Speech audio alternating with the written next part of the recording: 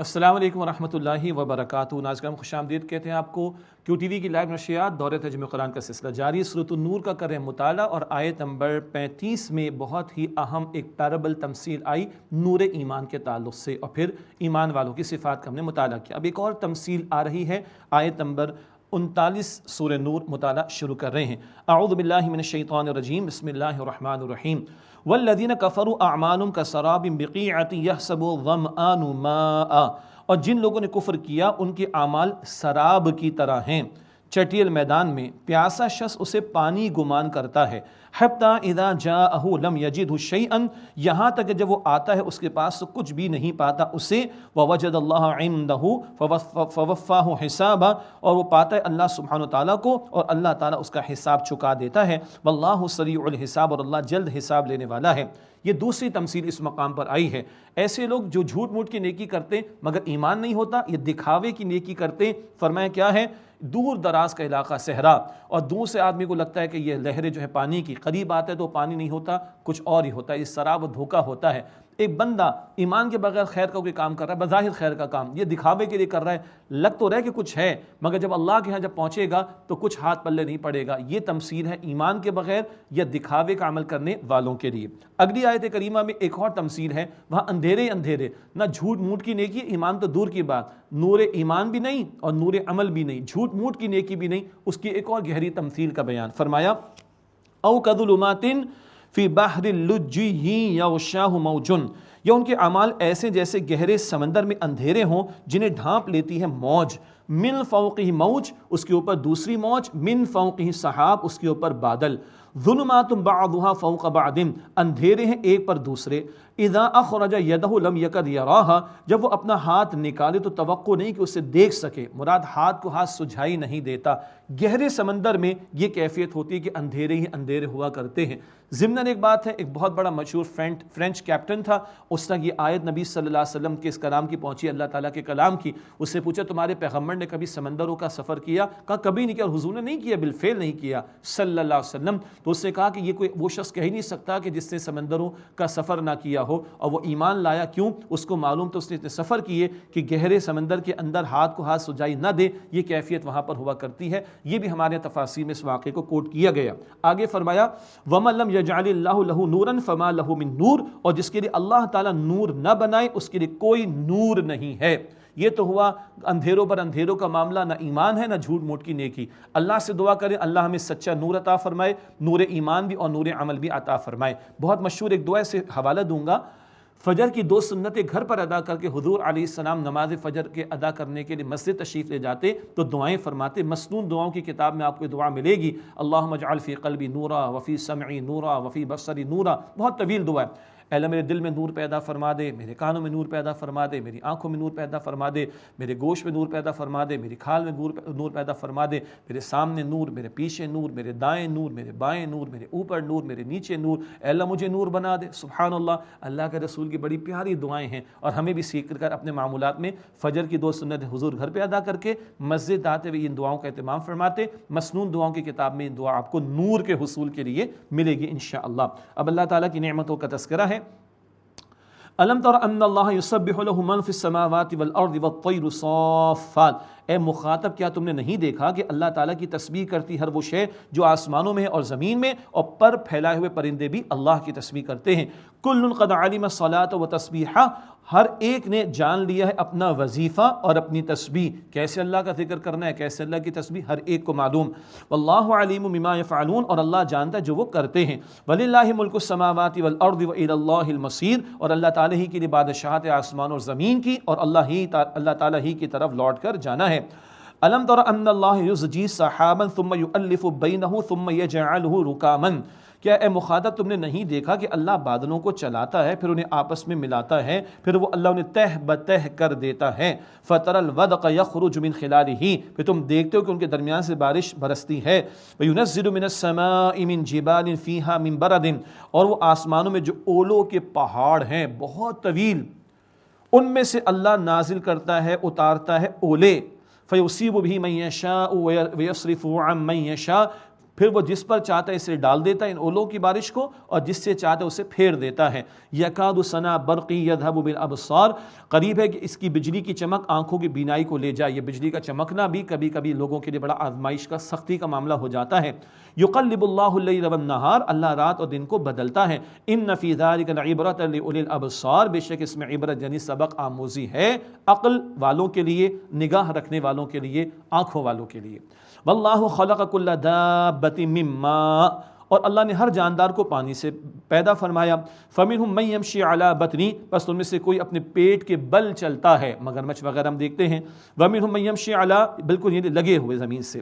ومنہم من یمشی علی رجلین، ان میں سے کوئی 2 پاؤں پر چلتا ہے۔ ومنہم من یمشی علی 4، اور ان میں سے کوئی 4 پاؤں پر چلتا ہے۔ واضح مثالیں ہیں۔ یخلق اللہ ما یشاء، اللہ پیدا فرماتا ہے جو وہ چاہتا ہے۔ زائد ٹانگوں والے جانوروں کو بھی پیدا کرنے پر اللہ قادر۔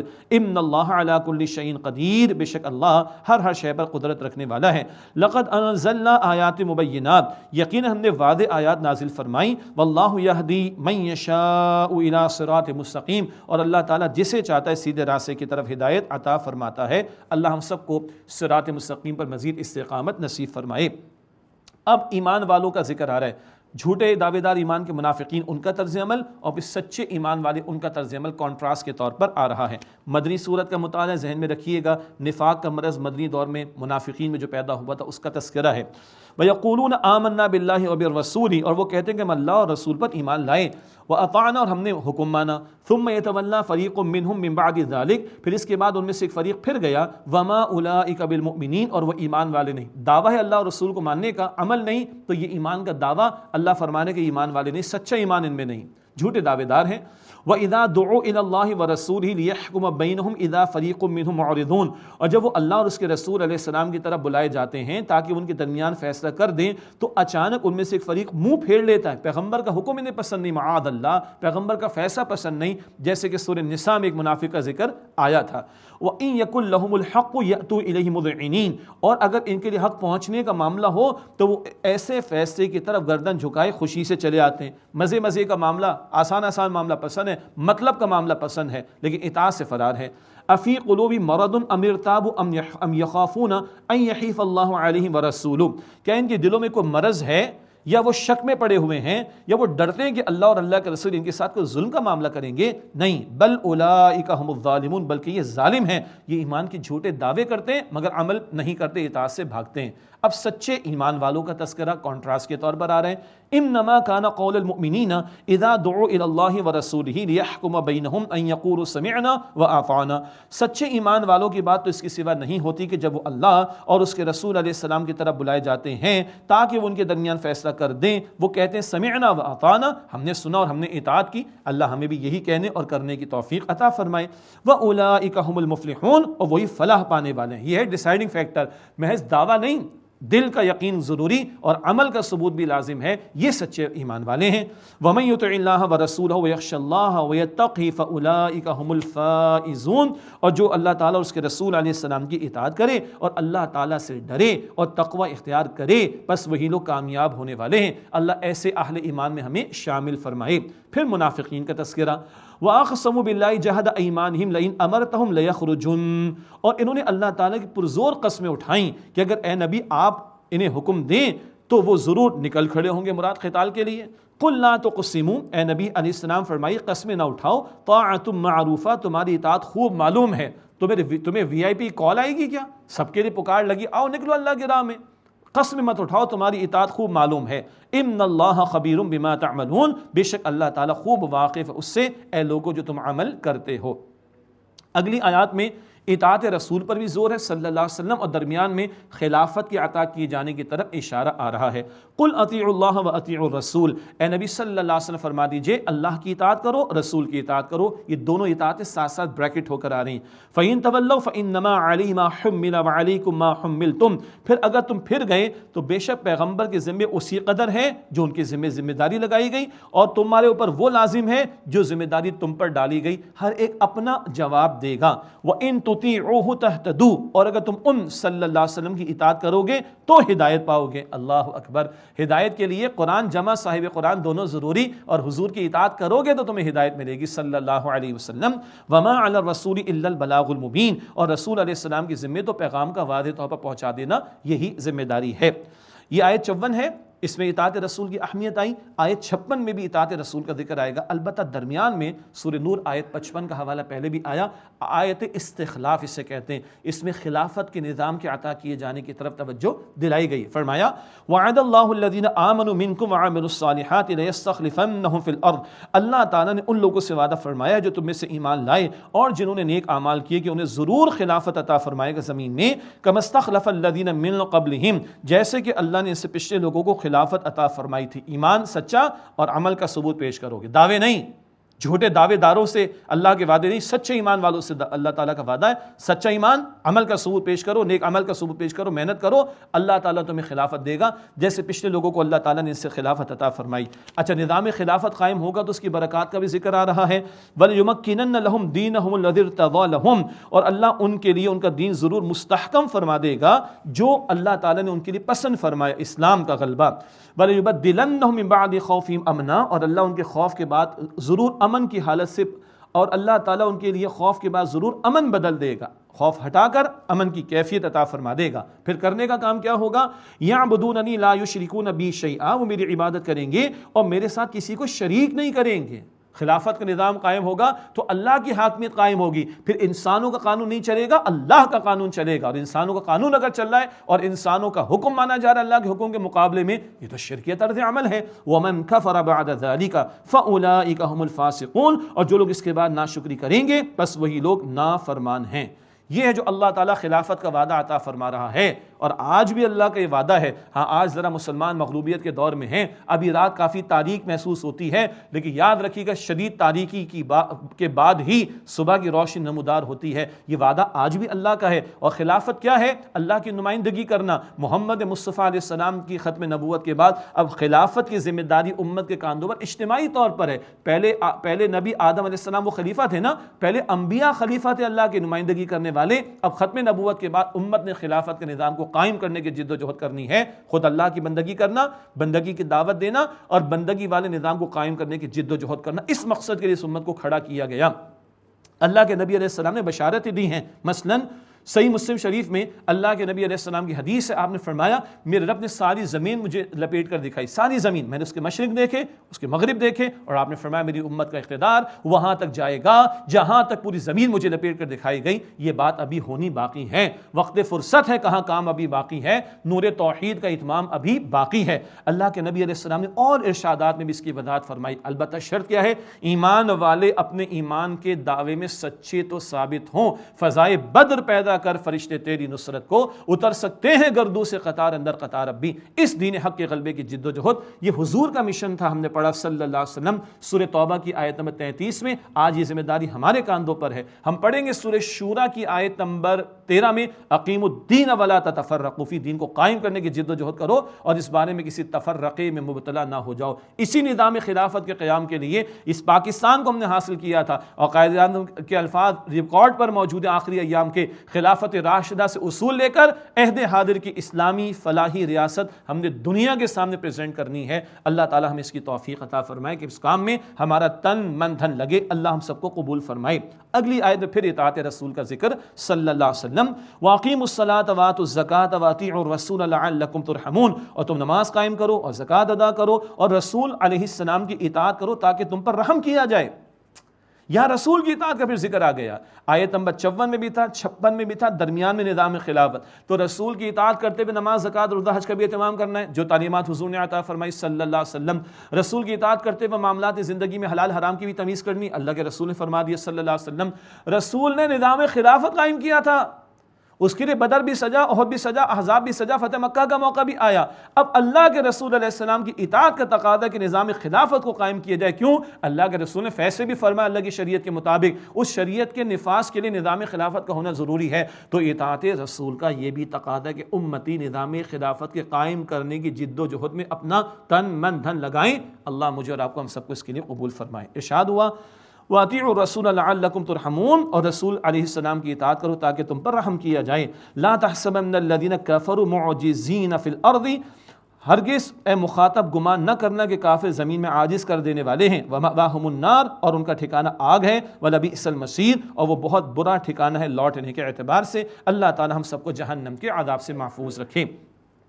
اگلی آیات میں پھر کچھ پردے کے حوالے سے گھروں میں آنے جانے کے اعتبار سے رہنمائی آ رہی ہے. کہاں قرآن پورے عالم کی بات کرتا ہے، پوری کائنات کی بات کرتا ہے، زمین و آسمان کی بات کرتا ہے. قرآن نظام خلافت کی بات کرتا ہے، اقامت دین کی بات کرتا ہے، اور قرآن گھر کی بات بھی کرتا ہے. آل انکلوسیو پیکیج ہے زندگی کے تمام گوشوں کے لیے، جو قرآن کریم میں احادیث مبارکہ میں ہمارے سامنے آتا ہے.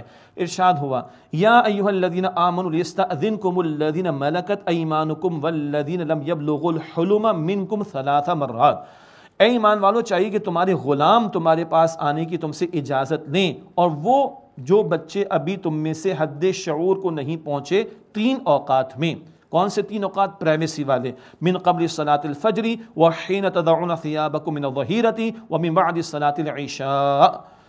3 اوقات یعنی نماز فجر سے پہلے، اور جو تم اپنے کپڑے اتارے رکھتے ہو دوپہر کو ریلیکس موڈ، اور یعنی قیلولے کا ٹائم، اور نماز عشاء کے بعد. ثلاث عورات لکم، یہ تمہارے 3 پردے کے اوقات ہیں، یہ پرائیویسی کے اوقات، آرام کے بھی اور زوجین کے تعلق کے امکانات بھی ان مواقع پر عام طور پر ہوا کرتے ہیں. ان پرائیویسی کے اوقات میں غلام تو آتے جاتے تھے، گھر میں بچے آتے جاتے تھے، چاہے باہر کے بچے کیوں نہ ہوں.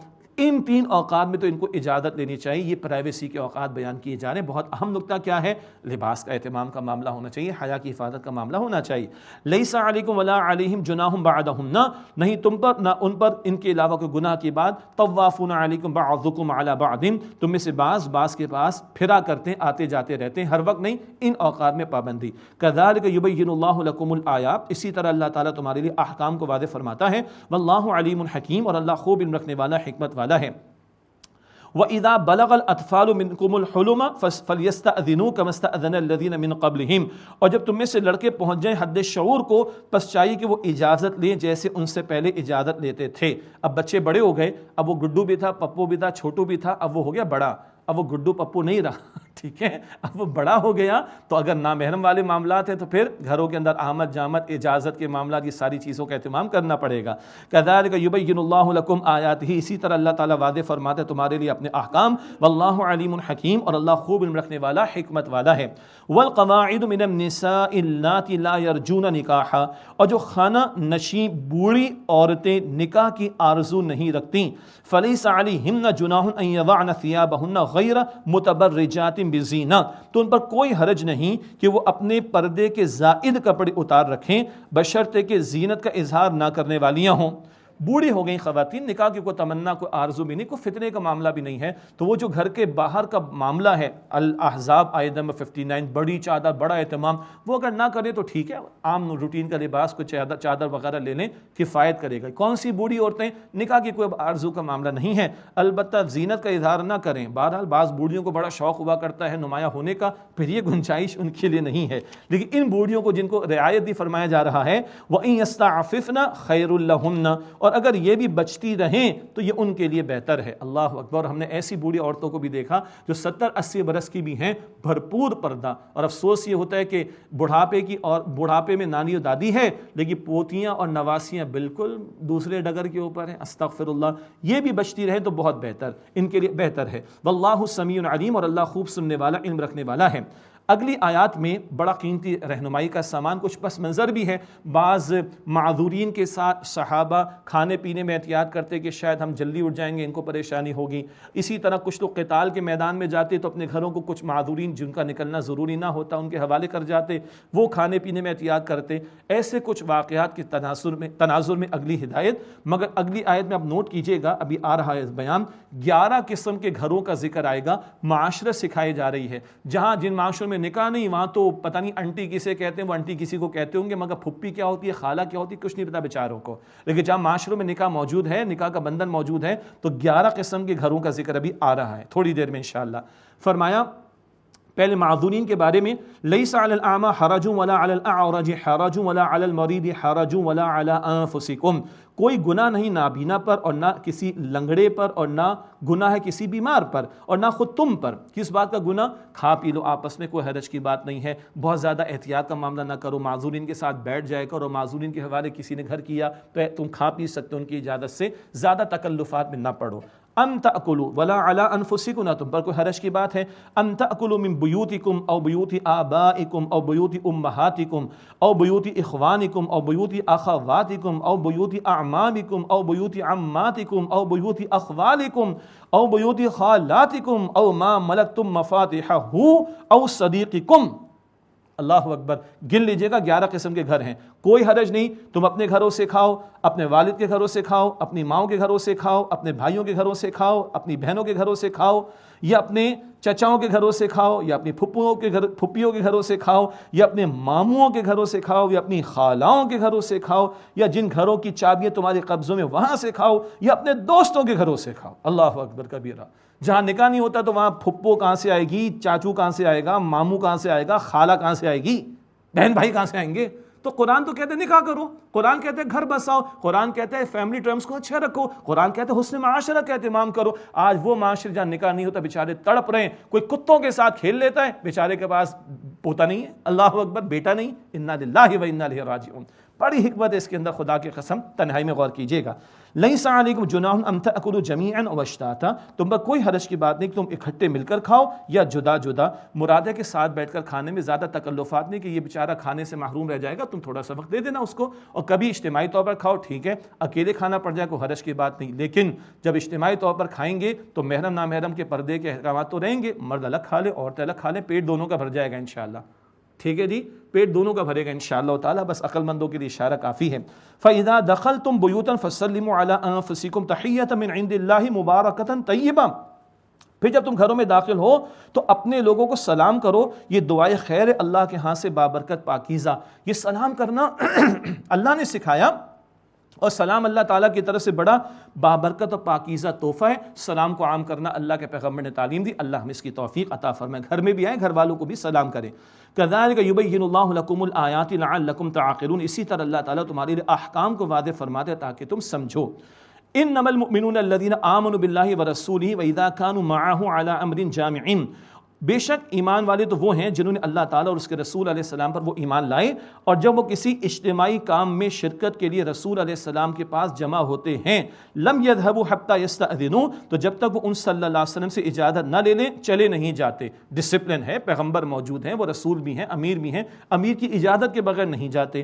ان الذين يستأذنونك اولئك الذين يؤمنون بالله ورسوله، بے شک جو لوگ آپ سے اجازت مانگتے یہی وہ لوگ ہیں جو اللہ تعالیٰ اور اس کے رسول علیہ السلام پر ایمان رکھتے ہیں۔ بس ایک نقطہ نوٹ کر لیجئے گا، غزوہ تبوک نفیر عام تھا، ہر ایک کا نکلنا لازم، تو سورہ توبہ آیت 45 میں کہا ایمان والے اجازت نہیں مانگتے، سورہ توبہ آیت 45، غزوہ تبوک نفیر عام، وہ خاص موقع تھا، وہاں تو اجازت کا سوال نہیں تھا۔ عام حالات میں جو اجازت لیتے وہ ایمان والے، اجازت کے بغیر بھاگ جاتے منافقین، ان کا ذکر آگے آئے گا۔ فَإِذَا اسْتَأْذَنُوكَ لِبَعْضِ شَأْنِهِمْ فَأْذَن لِمَنْ شِئْتَ مِنْهُمْ وَاسْتَغْفِرْ لَهُمُ اللَّهُ، پس جب وہ آپ سے اے نبی علیہ السلام اپنے کسی کام کے لیے اجازت مانگے تو آپ اجازت دے دیجئے جس کو ان میں سے آپ چاہیں، اختیار آپ کا ہے، آپ امیر ہیں، رسول ہیں، اختیار آپ کا ہے۔ وَاسْتَغْفِرْ لَهُمُ اللَّهُ، اور ان کے لیے اللہ سے بخشش مانگے، اجازت دے بھی دی، پھر بخشش کیوں؟ بہرحال انفرادی کام کو اجتماعی کام پر ترجیح دیا جانا یہ بھی پسندیدہ بات تو نہیں، آپ استغفار کیجئے۔ اور ہمارے لیے کیا ہے، فلاں ایک آج کا کوئی ذمہ دار ہوگا، امیر ہوگا، فلاں کو اجازت، کوئی دل میں بات نہ آ جائے، جب بندہ دوسرے کو دعا دیتا ہے دل صاف ہو جاتا ہے، یہ ہمارے لیے رہنمائی۔ ان اللہ غفور رحیم، بے شک اللہ بہت بخشنے والا، نہایت رحم فرمانے والا ہے۔ لا تجعلوا دعاء الرسول بینکم کا دعاء بعضکم بعضا، لوگوں تم رسول علیہ السلام کے بلانے کو اپنے درمیان ایسا نہ سمجھو جیسے ایک دوسرے کو بلاتے ہو۔ یہ ایک ترجمہ رکھ رہا ہوں، رسول پکارے صلی اللہ علیہ وسلم تو اللہ اور اللہ کے رسول کی پکار ساری کائنات ایک طرف، پیغمبر کے بلانے کو، پیغمبر کی پکار کو، پیغمبر کی کال کو باقی کسی کے پکارنے پر قیاس نہ کرنا۔ Be serious about the call of prophet Muhammad صلی اللہ علیہ وآلہ وسلم۔ اللہ اکبر۔ قد یعلم اللہ الذین یتسللون منکم لواذا، یقیناً اللہ تعالیٰ تم میں سے جانتا ان لوگوں کو جو تم میں سے نظر بچا کر چپکے سے سٹک لیتے ہیں۔ سٹکنا پرانی اردو ہے، کھسکنا آج سب کو سمجھ آتا ہے، بھاگ لیتے ہیں۔ منافقین جان نکلتی ہے ان کی، جب کوئی قتال کا انفاق کا تقاضا آتا ہے بھاگتے ہیں۔ فَلْيَحْذَرِ الَّذِينَ يُخَالِفُونَ عَنْ أَمْرِهِ أَن تُصِيبَهُمْ فِتْنَةٌ أَوْ يُصِيبَهُمْ عَذَابٌ أَلِيمٌ، بس چاہیے کہ ڈریں وہ لوگ جو ان صلی اللہ علیہ وسلم کے حکم کے خلاف کرتے ہیں کہ کہیں پر کوئی آفت آ جائے یا ان کو دردناک عذاب پہنچے۔ الا ان للہ ما فی السماوات والارض، آگاہ ہو جاؤ بے شک اللہ ہی کے لیے ہے جو کچھ آسمانوں میں اور زمین میں ہے۔ قد یعلم ما انتم علیہ، یقینا اللہ جانتا ہے اے لوگو جس حال پر تم ہو، کون پیغمبر کی مانتا ہے، کون نہیں مانتا، کون اطاعت کرتا ہے، کون نہیں کرتا، سب اللہ تعالیٰ کے علم میں ہے۔ وَيَوْمَ يُرْجَعُونَ إِلَيْهِ فَيُنَبِّئُهُم بِمَا عَمِلُوا، اور اس دن جس دن وہ لوٹائے جائیں گے اللہ سبحانہ وتعالیٰ کی طرف، تو اللہ تعالیٰ انہیں بتا دے گا جو کچھ انہوں نے عمل کیا، کس نے اطاعت کی، کس نے فرار اختیار کیا، سب پیش ہو جائے گا۔ واللہ بکل شیء علیم، اور اللہ ہر شے کا علم رکھنے والا ہے۔ اللہ تعالیٰ ہمیں نبی علیہ السلام کی پکار اور آپ کے تقاضوں پر دل و جان سے عمل کرنے کی توفیق عطا فرمائے، اور اللہ کل کا یقین عطا فرما کر آج اس کی تیاری کی توفیق عطا فرمائے۔ ناظرین کرام، سورہ نور کا مطالعہ مکمل ہوا، ایک وقفہ لیتے ہیں اور اس کے بعد سورۃ الفرقان کا مطالعہ شروع کریں گے۔ السلام علیکم ورحمۃ اللہ وبرکاتہ۔